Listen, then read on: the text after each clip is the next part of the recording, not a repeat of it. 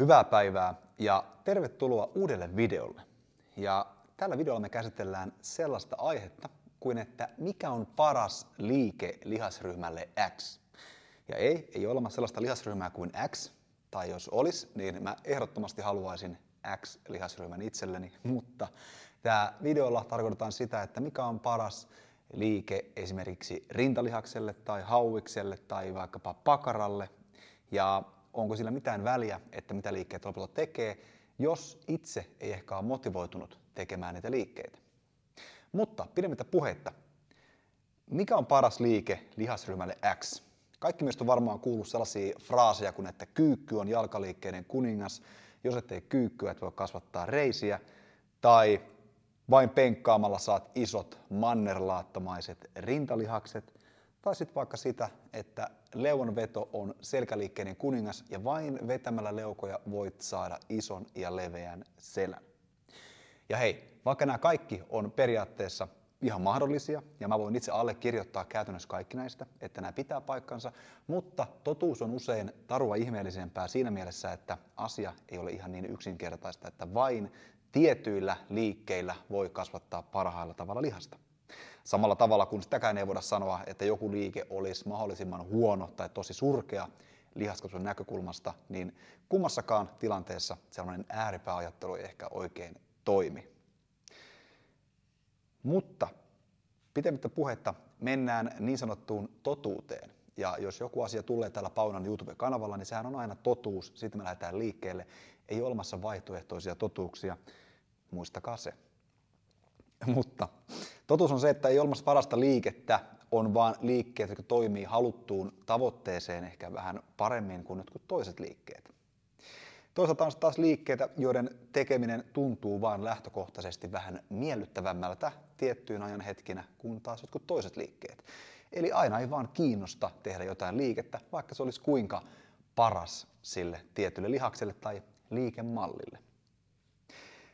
Paras lopputulos siis tulee käytännössä, kun saat jollain tavalla yhdistettyä nämä kaksi asiaa. Eli sä saat yhdistettyä jollain tavalla hyviä liikkeitä sille kohdelihasryhmälle, että sä et tee hauiksille niin ojentajapunnerusta, kun sä haluat kasvattaa hauiksia. Eli sä haluat tehdä jotain hauisliikettä siellä. Okei. Ja sitten toisaalta se on joku liike, missä sä vaan tykkäät. Että jos sä haluat kasvattaa hauiksia ja sä vaan tykkäät hauiskäännöstä levytangolla, se on miehekäs iso liike hauiksille, miksei naisellinen liike naisoletettujen hauiksille. Mutta joka tapauksessa se on liike, joka osuu hauiksille ja me tykätään nähdä se tangolla, jolloin ei ole ehkä niin tärkeää, että onko se nyt optimaalisin liike hauiksille, jos me vaan halutaan tehdä se. Se ei kuitenkaan mene ihan metsään. Yes. Ainut poikkeus tässä on se, että kukaanhan ei oikeasti tykkää tehdä esimerkiksi bulgarialaista askelkyykkyä. Eli siihen liikkeeseen ei oikein päde se, että sitä tehdään, koska sitä oikeasti nautitaan. Se tehdään vain sen takia, että joko sä itse tai sun valmentaja on määrännyt sen sulle sinne kiusaksi ja ihan vaan ollakseen vittumainen suoraan sanottuna. Poikkeuksena ne, jotka oikeasti jollain tavalla sitten edustaa tällaista hyvin raskasta sadomasokismin alajaostoa tai alalajia, niin he saattaa tehdä liikkeitä, kuten bulgarialaista askelkyykkyä, ihan vaan tunteakseen olonsa entistä ikävämmäksi. Ja toisaalta, kun sä aloitat sun salitreenin bulgarialaisella askelkyykyllä, niin sä tiedät, että se tunne ei voi enää mennä huonommaksi lopputreeniä kohden, eli tavallaan se voi olla myös tapa motivoitua tekemään se treeni loppuun. Mutta mennään takaisin asiaan. Liikevalinnat ja motivaatio kulkee aika pitkälle käsi kädessä, ja ne täytyy ottaa huomioon silloin, kun mietitään, että mikä on paras liike tietylle lihasryhmälle tai just sun omiin käyttötarpeisiin nähden. Eli aktiiviselle treenaajalle liikevalinnat kuntosalilla on vähän sama asia kuin vaikkapa aterioiden valitseminen sinne päivään. Eli yksi ruoka tai yksi ruokalaji saattaa tuntua jonkun aikaa parhaalta. Sä saat tykätä ihan sika paljon sitä kaurapuurosta ja sä saat sinne vähän sitä maapähkinävoita ja vähän jotain banaanisilppua, ties mitä muuta. Sä oot ottanut sen resepti jostain fitnessvaikuttajan reseptikirjasesta ja se voi tuntua maailman parhaalta hetken aikaa, mutta kun sä vedät sit samaa puuroa samalla höysteellä 2-3 kuukautta putkeen, niin se saattaa alkaa maistua vähän puulta. Ja siinä kohtaa sä ehkä kaipaat pikkasen vaihtelua.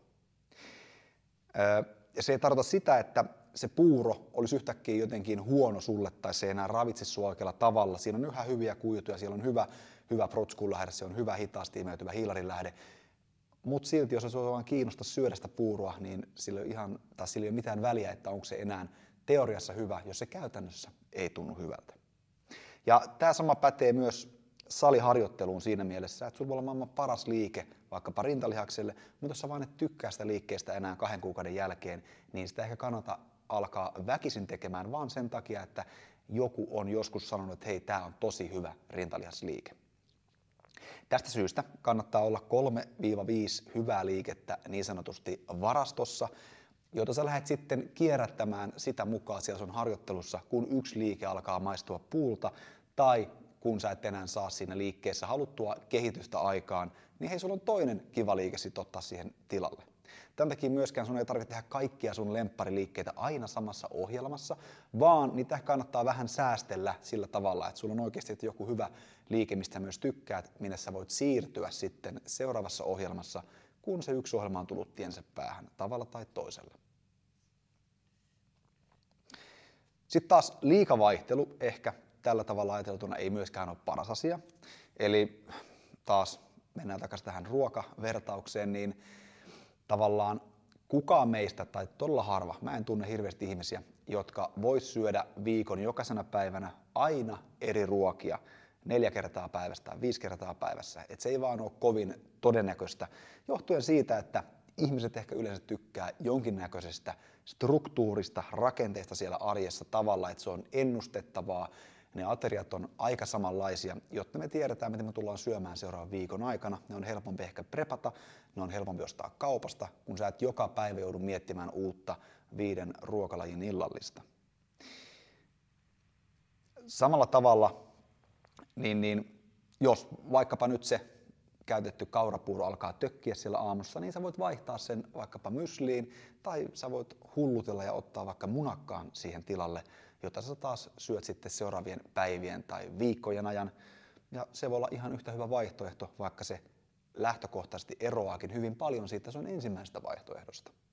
Mutta tällä tavalla toteutettuna tämmöinen vaihtelu, monipuolisuus hyvällä tavalla, se lisää motivaatiota tehdä nämä asiat hyvin. Se ei aja sua tilanteeseen, missä sä oot ihan neuvoton siinä, että mitä mä tekisin seuraavaksi, kun sulla ei ole niitä hyviä vaihtoehtoja valittuna sinne valmiiksi. Ja sit sä pahimmillaan vaihdat sen kaurapuuron johonkin lähi kebappilan tällaiseen Iskenderiin tai vastaavaan. Että tavallaan sit se ei ehkä enää välttämättä ole hyvä sun tavoitteisiin nähden, voi olla, mutta ei välttämättä.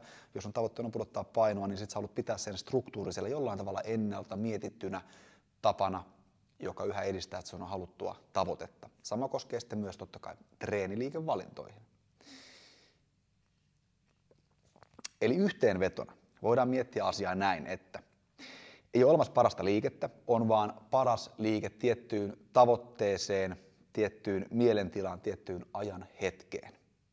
Esimerkiksi, jos sulla on vaan vähän aikaa päivästä käyttää treenaamiseen, niin sun ehkä kannattaa suosia sellaisia liikkeitä lihasryhmäkohtaisesti, jotka ei vaadi hirveästi aikaa lämmittelyyn, ei vaadi hirveästi aikaa tällaisiin vaikka lähestymissarjoihin, eikä vaadi hirveästi aikaa psyykkaamiseen ja tällaiseen muuhun valmistautumiseen, eikä ne ole välttämättä hirveän teknisiä, joka saattaa taas pidentää sitä lämmittelyaikaa ja tätä kautta sen treeniin käytettävää kokonaisaikaa. Esimerkiksi rintalihakselle penkkipunnerustangolla, jos sä oot tosi vahva penkkaaja, niin saattaa vaatia aika paljon lämmittelyä. Mutta sitten taas käsipainopenkki tai ihan rintapunneruskone saattaa saada lihaskasvun näkökulmasta saman asian tavallaan hoidettua paljon lyhyemmässä ajassa, paljon pienemmällä valmistautumisella. Sitten taas, jos sä haluat olla oikeasti hyvä penkkipunneruksessa, eli se on selkeä tavoite siinä sun harjoittelussa, niin siinä kohtaa sä et ehkä halua sitä penkkipunnerusta lähteä korvaamaan ajoittain rintapunneruskoneella tai et halua ottaa sinne tilalle käsipainopenkkiä. Eli tällaiseen tavoitteeseen sulla on spesifisti vähän parempia liikkeitä. Eli sit kannattaa pitäytyä penkkipunneruksessa sen variaatioissa, kuten vaikkapa kapeassa penkkipunneruksessa. Ja kolmanneksi, jos sä vaan tykkäät jostain liikkeestä itseisarvoisesti, niin se voi sitten olla ihan hyvä valinta pitää siellä treeneissä ja sellaisia liikkeitä ylipäätänsä niille lihasryhmille, vaikka ne ei olisikaan välttämättä optimaalisimpia sille sun tavoitteelle. Esimerkiksi pystypunnerus voi olla liike, mistä sä vaan tykkäät. Sulla tulee hyvä fiilis, kun saat työnnettyä jotain raskasta sinne pään päälle. Se näyttää hyvältä salilla, kaikki katsoo sua ihailevasti, kun sä työnnät sen oman painon verran vähintään suorille käsille, vähintään 10 toiston verran putkeen, niin kuka ei tykkää sitä tunteesta ja niistä ihailevista katseista. Ja tämän takia sua ehkä kiinnosta se, että se pystypunnerus ei ole kaikista paras liike sivuolkapäälle, vaan sä haluat tehdä pystypunnerusta ihan vaan sen fiiliksen takia. Ja tällä tavalla, kun sä myös valitset niitä liikkeitä niille lihasryhmille, niin vaikka se ei olisikaan kaikista optimaalisin tapa tehdä liikkeitä, mutta se miellyttävyys ja se, että sä tykkäät sitä liikkeestä, todennäköisesti tulee lisäämään sun halua treenata pitkäjänteisesti kuukaudesta ja jopa vuodesta toiseen, jolloin lopulta sä tuut silloin saavuttamaan myös sen sun ihannefysiikan, vaikka se sun harjoittelu ei olekaan ollut täysin optimaalisinta. Eli yhteenvetona liikkeet kannattaa valita sen mukaan, mitä sä haluat siellä saada aikaan ja ottaa sen mukaan sitten niitä vaihtoehtoisia liikkeitä sinne, tai sen mukaan, miten sulla on aikaa käytettävänä, tai ihan sen mukaan valita niitä liikkeitä, että mistä sä tykkäät siellä. Ja kun sä tällä tavalla koostat sun harjoittelua, niin se tulee todennäköisesti nousemaan sellaiselle tasolle, missä sä saat myös tuloksia aikaan, ja toisaalta, missä sä nautit siitä, mitä sä teet, kun sä huomaat, että ne sun tekemät asiat lopulta kulkee kohti sitä sun omaa tavoitetta. Okei, jos tuli kysymyksiä tästä videosta, niin heitä kommentteja tuohon kommenttikenttään.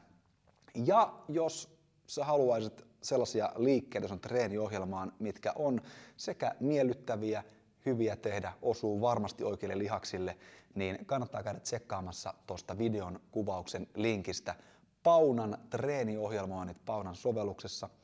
Siellä kuukausittain vaihtuu äärimmäisen hyvät ja ammattilaisten tekemät ohjelmat juuri sun tarpeille, tai jos ei sun tarpeille, niin ainakin isojen massojen tarpeille.